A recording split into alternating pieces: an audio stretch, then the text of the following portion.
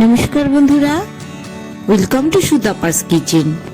আবারও আমি একটি চিংড়ি মাছের চট জলদি রেসিপি নিয়ে তোমাদের কাছে চলে এসেছি।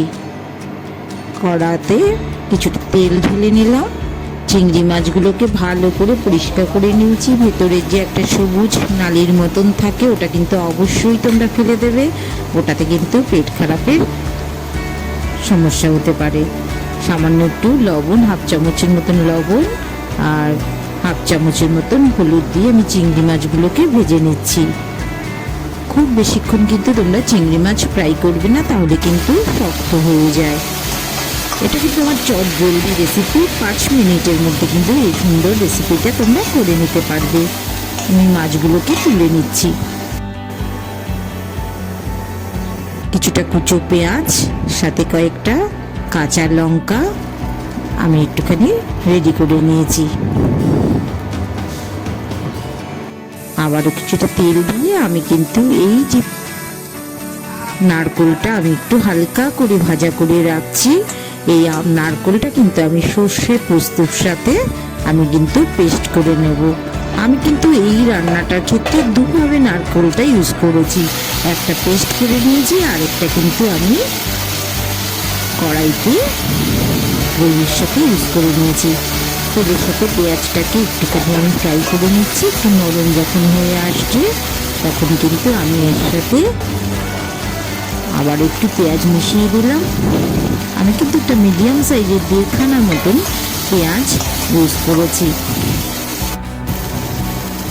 আর 3-4টে মতন রসুনও আমি কুচি করে কেটে রেখেছিলাম। একই সাথে কিন্তু আমি ফ্রাই করে নিচ্ছি। একটা টমেটোও কিন্তু গ্রেভির মধ্যে আমি ইউজ করে নিয়েছি।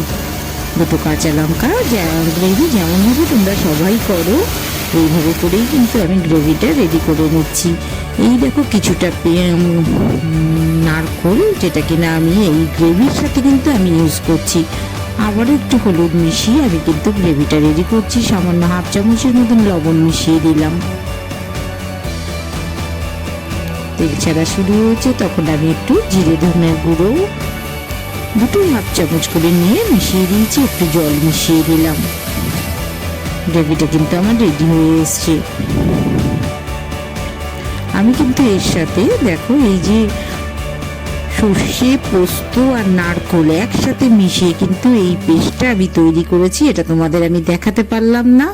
এই পেস্টটা কিন্তু সর্ষে, পোস্ত, নারকেল দিয়ে তৈরি করা আছে। এটা যখন ফুটে এসছে তখন কিন্তু আমি চিংড়িগুলো এখানে ব্যবহার করে নিলাম। ওই গ্রেভির সাথে চিংড়িগুলো একটু কষিয়ে নিচ্ছি। আর পেঁয়াজ বাটা কিছুটা কিন্তু আমি পেঁয়াজ কুচি হিসেবে ইউজ করেছি আর কিছুটা কিন্তু আমি গ্রেভি হিসেবে ইউজ করেছিলাম।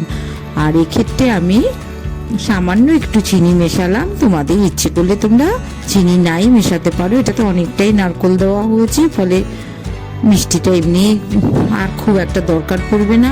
সুতাপাস কিচেন এরকম সুন্দর সুন্দর রেসিপি তোমাদের জন্য রোজই নিয়ে আসি আমি। দেখবে তোমরা, ফলো করো। ভালো লাগলে অবশ্যই চ্যানেলটা সাবস্ক্রাইব করো, লাইক শেয়ার করো, সাথে থেকেও। আবার দেখা হবে তোমাদের সাথে। সবাই